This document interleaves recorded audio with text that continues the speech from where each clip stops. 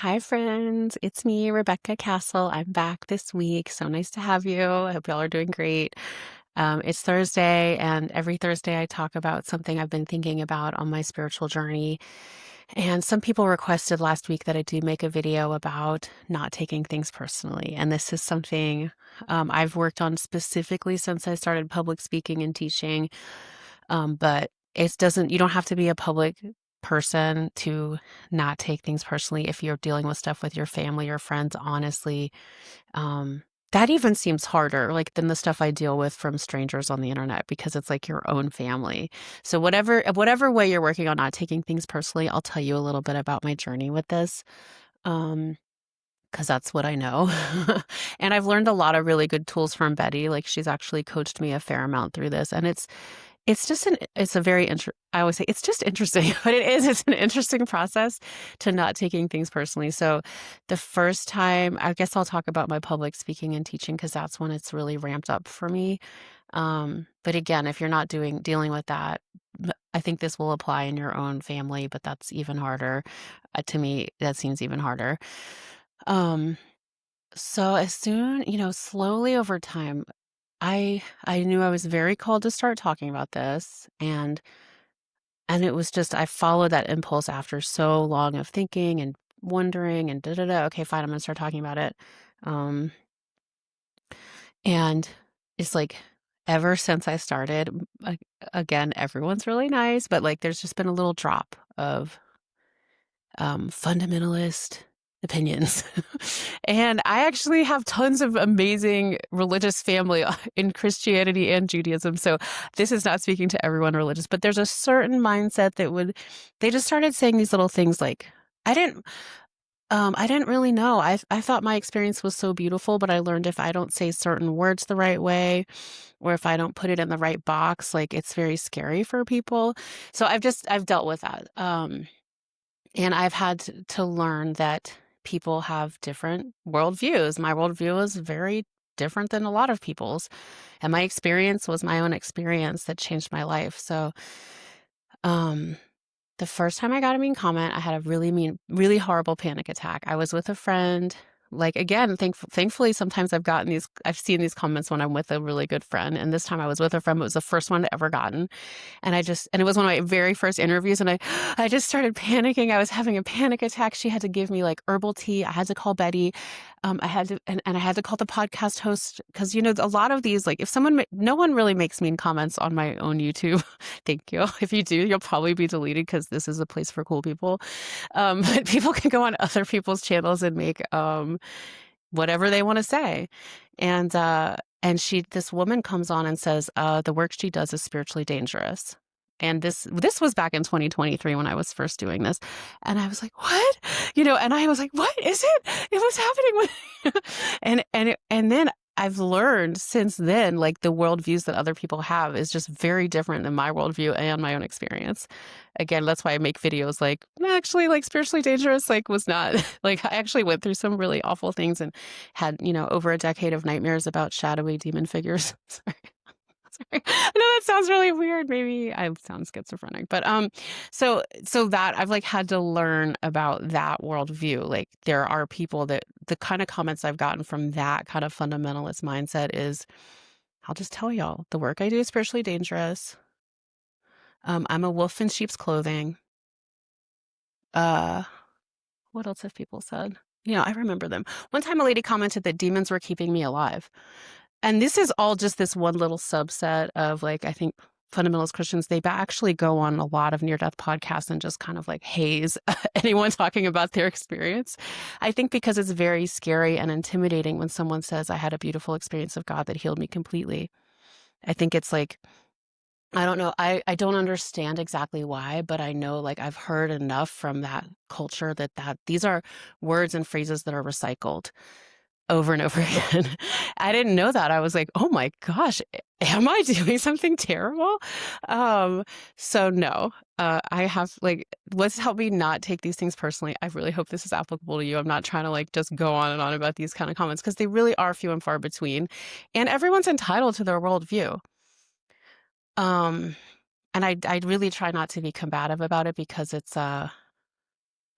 It's just such a low vibration, and I know my experience changed my life so much. It was so beautiful. It was so healing. Like, I can't say that it's going to make sense for everybody's perspective, but it helped me completely, and God's love is amazing.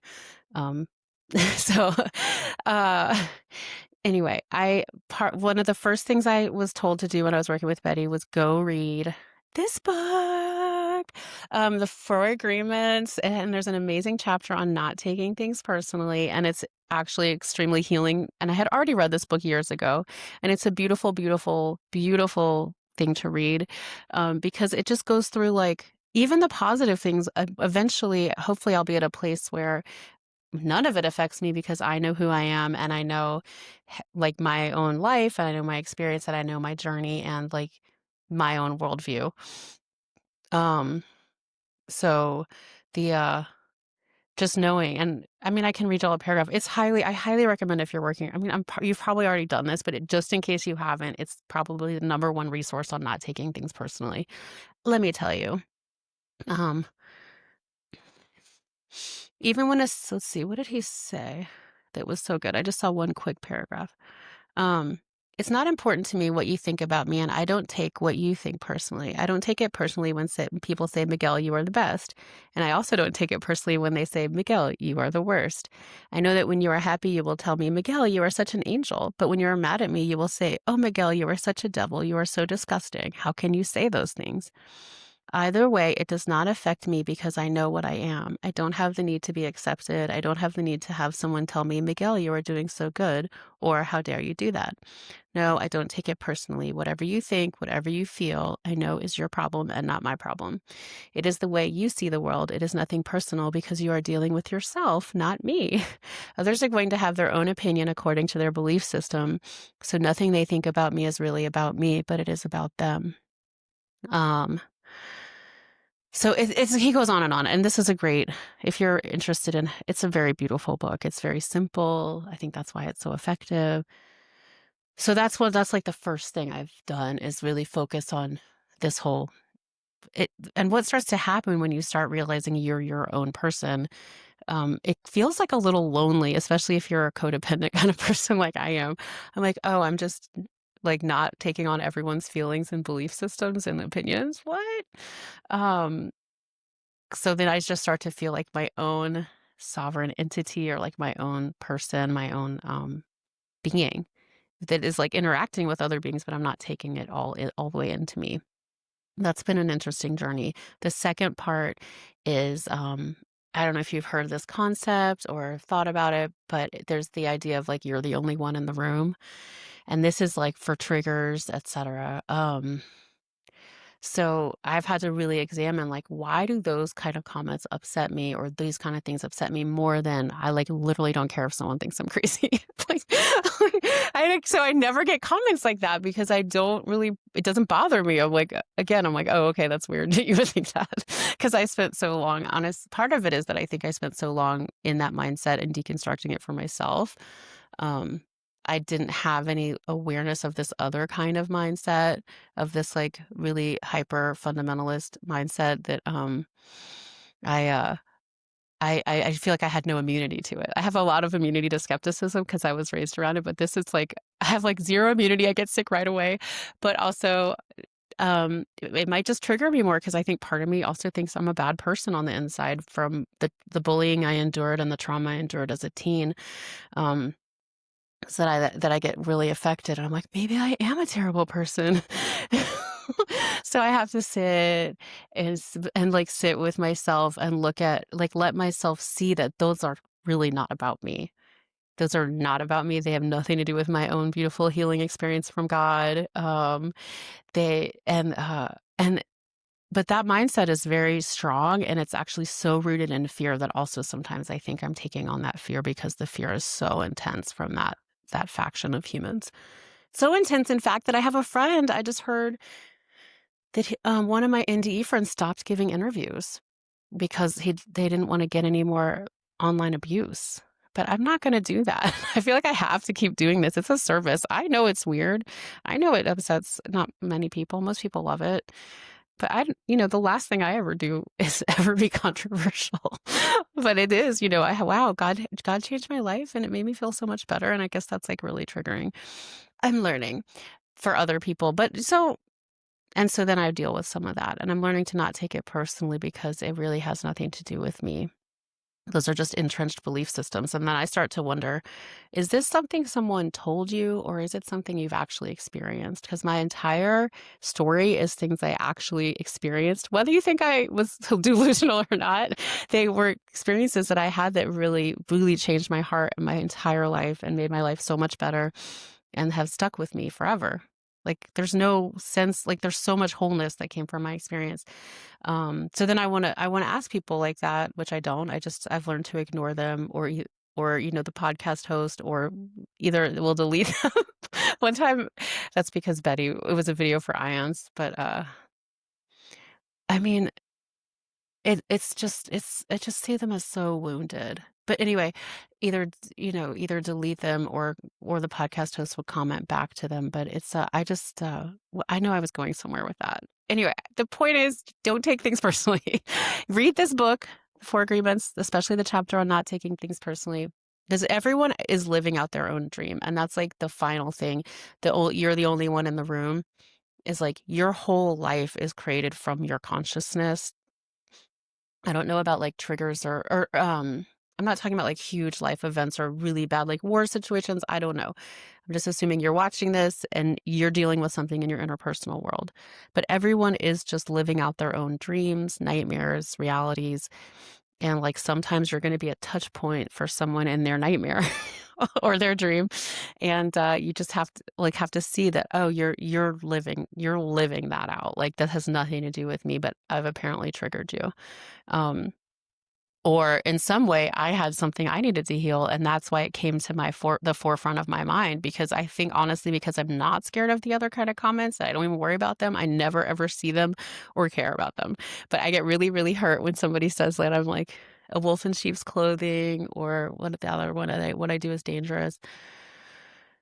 It's like a mirror, maybe, of my own subconscious, and that's why it's coming up. That's what a lot of spiritual people would say, and I've started to look at it that way, and just to be like, oh, well, none of this is real. That's what Betty always tells me. You can believe that or not. Like, none of this is real. How am I taking this? Like, how am I going to sit with like, my own world, like, that is my own vision of this thing? Um, and so I sit with all of these things, and I just learn that I'm creating this dream myself, and the people, like other people, get scared or triggered by completely different things. Like everyone has these other fears, and it's just like the fears that we have are really a part of what we're meant to grow through. And I know I have a lot of those fears. I do think um it does mimic like a lot of the bullying I went through, and it was different names and words, but they were definitely like hurled at me. And so when I was traumatized and assaulted and bullied, like I believed all of those people what they said about me, even though they were completely wrong and they were actually committing a crime against me. So it's the same thing. These people are not committing a crime against me. Hopefully they never will. Please don't. But it's like just seeing, oh, like I don't have to believe your story about me, or, I'm living my own story. I know my story. I know what it was. Does that help you guys? You believe your own story, believe your own truth. Like your soul and your journey is completely sacred and completely beautiful. And everyone really is. We're all living out our own stories and our own dreams. And sometimes we kind of come together and, we dream with another person or create something with them, or we trigger each other and grow through it. Means how, we're not living in heaven right now. Well, some people would say our souls are always in heaven, but we're living in the world of duality on the earth, where we grow through these like difficult situations, or we grow through these triggers and traumas. And it's not just that every relationship or every comment is going to be nice. um, and not every person you meet is going to be kind, sadly, which, I mean, honestly, as a spiritual experiencer, it is very sad, because I saw so much light and I saw so much beauty, and I'm like, why aren't we doing that? It seems kind of easy. So that's my thoughts for the week. I hope that helps you not take things personally. We're all living out our own realities and dreams. And I'm very thankful that we are living a similar reality collectively, like whoever's watching this together. I think it's really beautiful to create something where we can start to dream something better together. That's why I love doing my teaching. I love sharing these thoughts. I don't think I'm the only one that has wisdom. And eventually we'll be able to all share about it. I'm really excited for that. The last thing I was going to say is, oh, I don't know. Oh, I had a hard day yesterday. I don't know. Has anyone else been having a hard day? I mean, life is good, but I didn't sleep enough 2 nights ago. My daughter's been having some trouble with sleep, and so when I'm tired, I am very a mess. I mean, you couldn't tell I was working. I was like not yelling at anyone, but in my head, I was cycling in these thoughts like, everyone thinks I'm crazy. Everyone thinks I'm schizophrenic. Or like, why am I even doing these speaking things? Why am I even talking on podcasts? Kind of like really in the dark about stuff. But then also, someone told me there's like a lot of solar flares happening. So it was like this lack of sleep, which might have been affected by that. Plus, I don't know where you guys stand on the solar flares and how it affects us, but I think it's fascinating. I think there were some shadows that I needed to kind of look at and say, this is who I am. This experience was part of who I am and is a huge part of what I'm called to talk and share about. Um, but I was really facing some fears about it yesterday, and I got through it. But I definitely, I did all of the self-care I tell everyone to do. I talked to a friend about it, Betty, and my other friend. I was like, I'm really cycling and spiraling about things. I did breathing. I finally took a nap. I did a great meditation this morning.